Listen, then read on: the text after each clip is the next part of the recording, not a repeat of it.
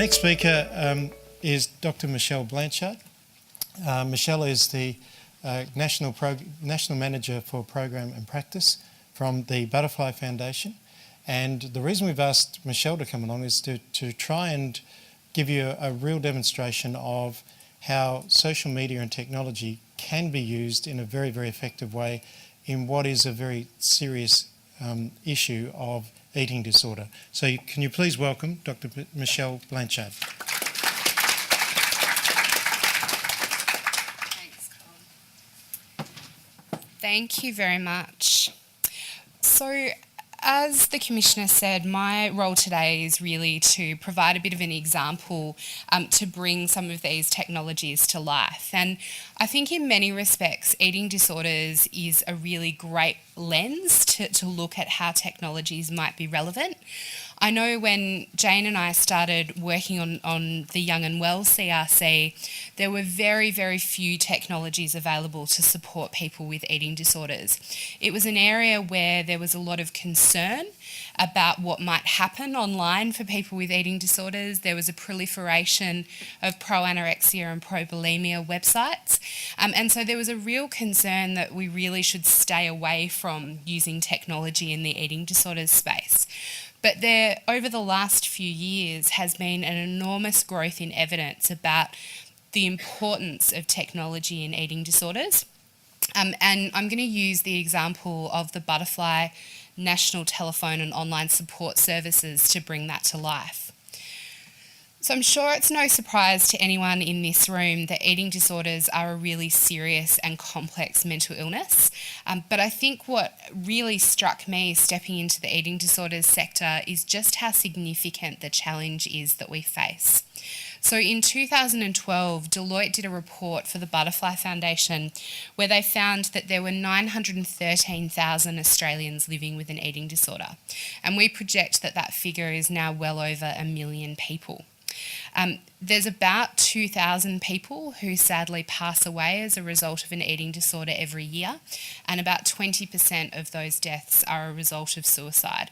So it's a really complex, really significant challenge. One of the most significant challenges in the eating disorders space is that we simply do not have enough trained specialist clinicians to meet that need. You're talking about a population of 1 million people, and there are so few services available. Those that do exist have really significant waiting lists, often well over 9 months to a year. So there's also a lot of myths and a lot of challenges, which is why it's really important that eating disorders are responded to in a specialist context. And I think what technology really enables us to do is to take specialists out of hospitals and other settings and put them into the environments where people are to be able to respond to and meet the needs of the community. So it means that if you're a young person in Port Hedland who's developed disordered eating, you might be able to connect with someone based in Perth or Sydney or Melbourne or Darwin who can provide you with the help and support you need if that doesn't exist in your local community. So about the Butterfly Foundation, we were founded back in 2003 by an amazing woman called Claire Middleton who had an experience of an eating disorder in her family. We're the peak body for consumers and carers in the eating disorders space, and we provide education and training for young people, for teachers and for professionals. In fact, through our Dove Body Esteem program, we've reached 500,000 young people over the last 9 years. And that's really about preventing eating disorders through encouraging people to have a strong sense of body esteem and body confidence. But we also provide clinical and support services for people living with eating disorders. It includes our telephone and online support, which I'm going to talk about today, but also includes recovery support services, so support groups in the community. We operate those in Sydney, Townsville and Adelaide. Financial assistance for recovery, where we make payments available to support the cost of treatment, an intensive outpatient program, and a partnership with the Sydney Children's Hospital Network to deliver their day program. So it's really, for us, technologies are about being embedded across that continuum of care. So I'm going to talk about the telephone and online support services, but certainly in our intensive outpatient program, for example, our clinicians who are working side by side with people 3 sessions a week to help them recover from their eating disorder, use apps like Recovery Record, which I'll show you a little bit later on, as a way of supporting people through that recovery journey. So our national online and telephone support service is 1-800-ED-HOPE. People can contact us via telephone, via the 1-800 number. They can also email us, but also contact us via web chat. We're available 8 a.m. to 9 p.m. Monday to Friday. We would desperately love to be open many more hours than that, and we know that there is significant need out there in the community, so we're hopeful of being able to do that in the future. We also operate online support groups for people who are experiencing an eating disorder, caring for someone with an eating disorder, and one of those support groups is specifically for people who are siblings of someone who has an eating disorder, and that's often adolescents. We also run webinars for carers, where carers have the opportunity to come and participate in psychoeducation. So again, for people who might be living in rural and regional communities who may not have the opportunity to come to a face-to-face support group or a face-to-face psychoeducation program, there's the opportunity to receive that information in real time via a webinar, and to connect with others who might have a similar experience. The most common way that young people interact with our support services is via web chat. And you can see up on the screen a bit of an example of what it looks like when young people log in. Young people have the opportunity to either identify themselves to us when they seek help, or alternatively they can remain anonymous. And some people certainly do choose to do that, although most people seem quite happy to provide some information about who they are, because I think they recognise that by providing that data and providing that information, we can provide a more tailored and appropriate service. So young people log on via the web chat.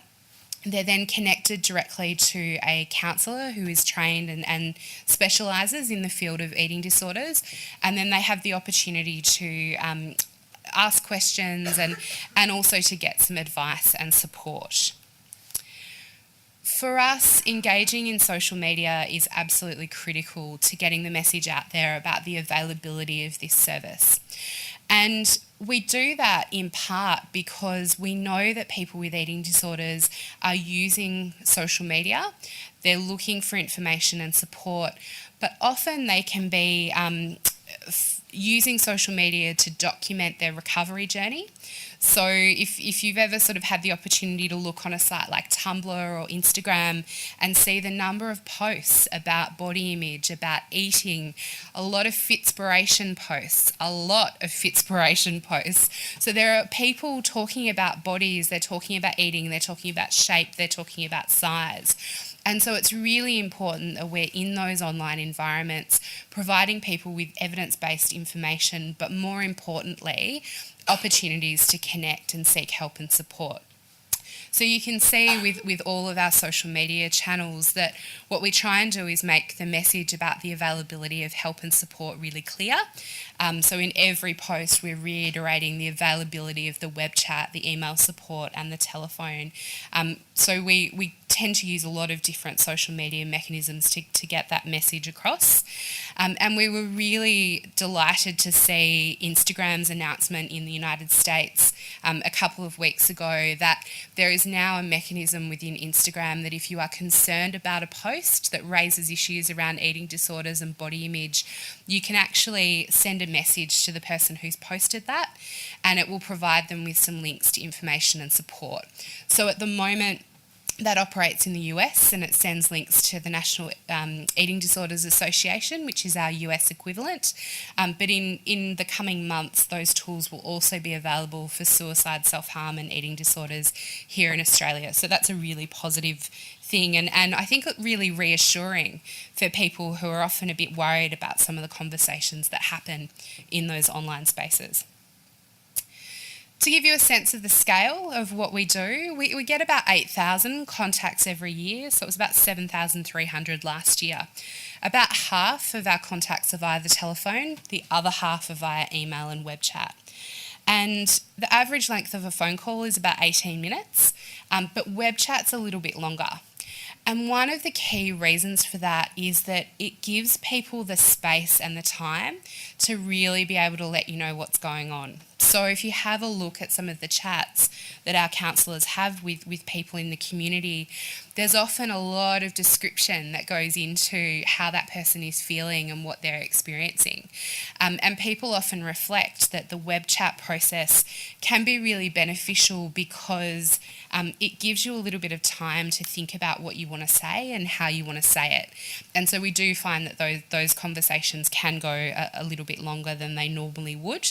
And for young people, you know, Jane presented the data before about disclosure rates increasing online. That's why a web chat service is really fantastic for that. A bit of a snapshot of who uses the service. So 53% of our contacts are from people with lived experience themselves, so consumers, and 46% are from people aged 25 and under. And that's not at all surprising given the age of onset for many eating disorders. 4% of our contacts are male, although that does fluctuate. It goes up and down, often in response to conversations that might be having been had in the community. So, for example, there's been a lot of media over the last week or two about increasing steroid use amongst young men who have disordered eating. And so we find that conversations like that in the media actually result in a direct spike in calls and contacts to the helpline. 26% are repeat callers, so people who are coming back for more information or additional support.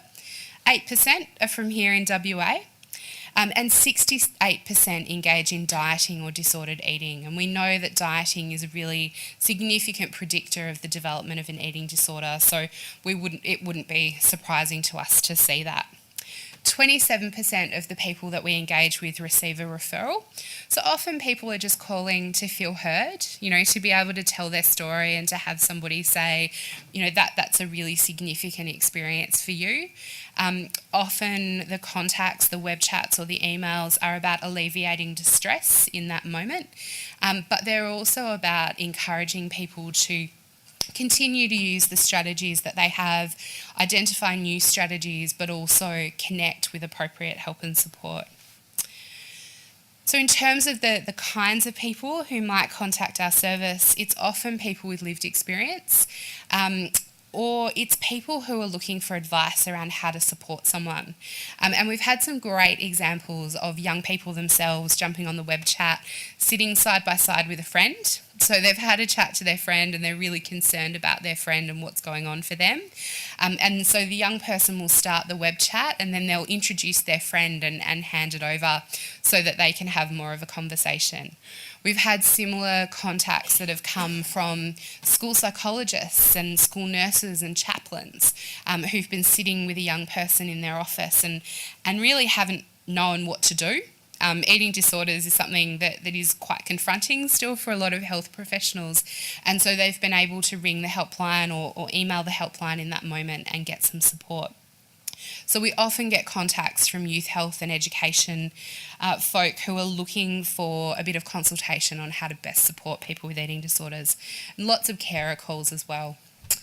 We have a practitioner referral database. It's pretty extensive and it covers the entire country in a whole range of fields, public and private. We screen all of our practitioners to ensure that they're suitable and they've been trained in working with eating disorders because one of the pieces of feedback that we often get from people with lived experience, and we've got a report that we're launching in a week and a half's time with the New South Wales Mental Health Commission called Insights into Recovery, which looks at people's experience of seeking help for eating disorders. And often because people haven't been trained in this space, the response that people get initially isn't helpful. And so as a result, people can turn away from seeking help. And so we're really looking to kind of get people to the right help at the right time. So if you do work in that space and you've got some expertise in eating disorders that you'd love to share, please do email us, because we're always looking for additions to that database. One of the other really important roles that the support line plays is connecting people into other tools and resources. So I just wanted to take you on a quick whistle-stop tour of some of the resources that are available here in Australia. One of the key ones for young people is eatingdisordersinfo.org.au. So this was developed by the National Eating Disorders Collaboration, which is managed by the Butterfly Foundation on behalf of the Department of Health, and was co-designed with young people from Reach Out Australia. And it's about busting some of those myths about eating disorders and helping young people to understand what's normal eating and what's an everyday experience, but what might be something to be concerned about. There's also the example that I talked about before that we use in our intensive outpatient program, but we often recommend to people as well to use as a self-management tool.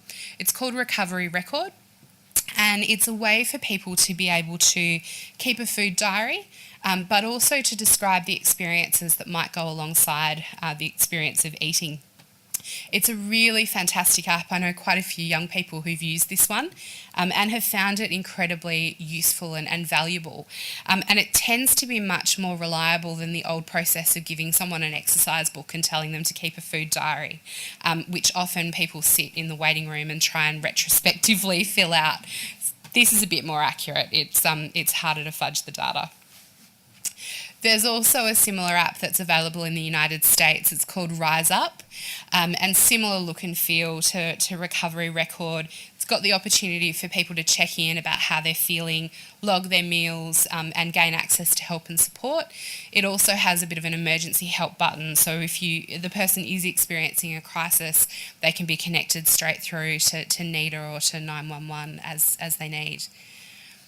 There's also quite a few resources for families and for professionals.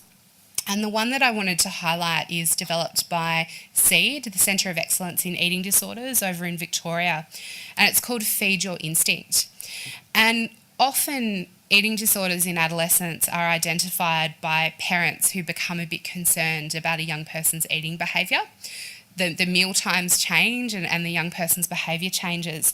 So this is really about helping families to identify eating disorders in young people and then to look at how to respond in their family and how to seek help and support. In terms of support for professionals, there's lots of resources out there as well. The key one is the National Eating Disorders Collaboration. As I said before, managed by Butterfly on behalf of the Department of Health. There is a really fantastic hub of resources for people working in the space and looking to understand eating disorders a little bit more. There's lots of resources developed for general practitioners, for teachers, for dentists, ones around different life periods that people might be going through to really increase people's capacity. There are also a whole bunch of downloadable resources that you can use, and there's a couple of examples there as well. There is one specifically on designing online resources for eating disorders that was published in conjunction with Reach Out Australia, and that's really fantastic in terms of understanding young people's experiences. So it synthesises the co-design process and what came out of that co-design process and puts it into some user experience guidelines, so definitely one worth looking at. Even journals now have apps. So gone are the days of needing to subscribe to a journal and get your hard copy in the post every month.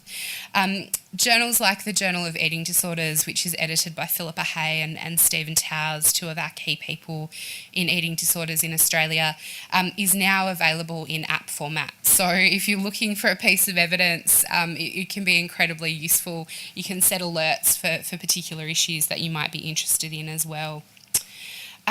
And finally, in terms of professional resources, there is a great one here by Eating Disorders Victoria called How Far is Too Far? And this one is tailored for people working in the health and fitness industries. We know that one of the groups of people that are most at risk of eating disorders are people who want to lose weight. And we hear lots of messages in our culture about weight loss and about what a desirable body looks like. And so what we want to do is hit this really great balance between people fueling their bodies with foods that are nutritious and healthy and balanced, and exercising in a way that's appropriate, but not becoming too obsessive about that and not veering into the space of disordered eating or obsessive exercise. So this website's really fantastic for helping people to understand that a little bit more.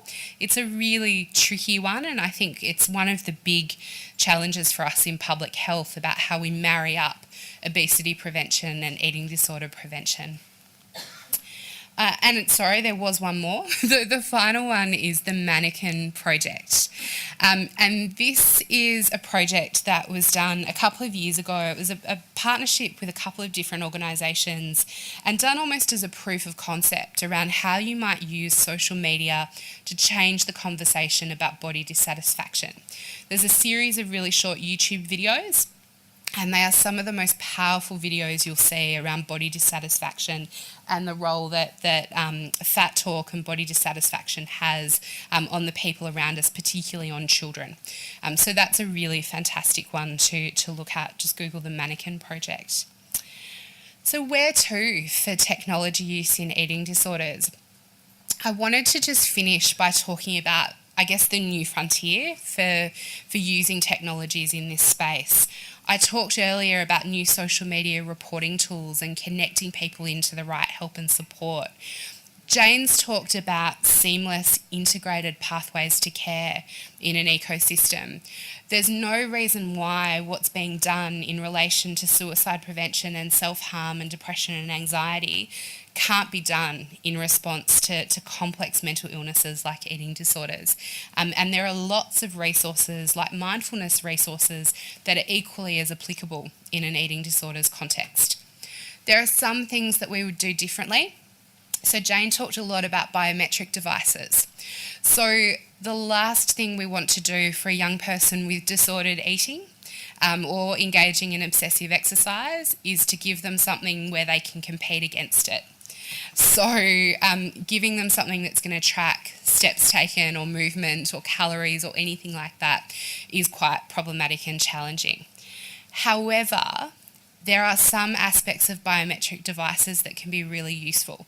So Jane used the example before of the Apple Watch having something that encourages you to focus on your breath every hour. So a kind of brief mindfulness activity.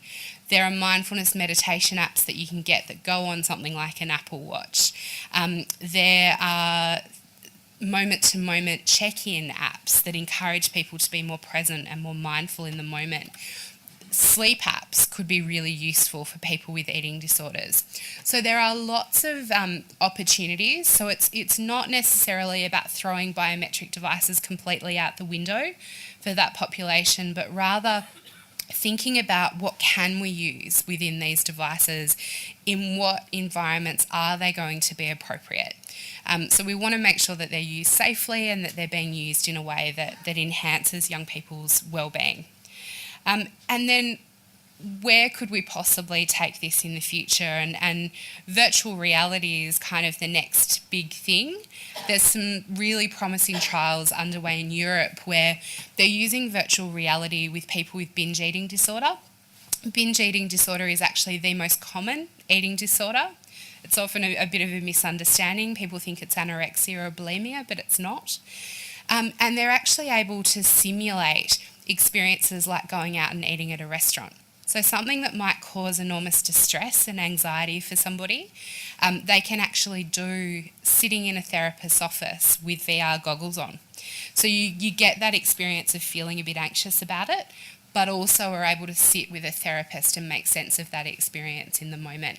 So there are some enormous opportunities in this space, and I think where we previously thought it was all a little bit scary and a little bit too hard for working with people with eating disorders, I think there now are the time is right for us to think about where we might be able to take this work into the future.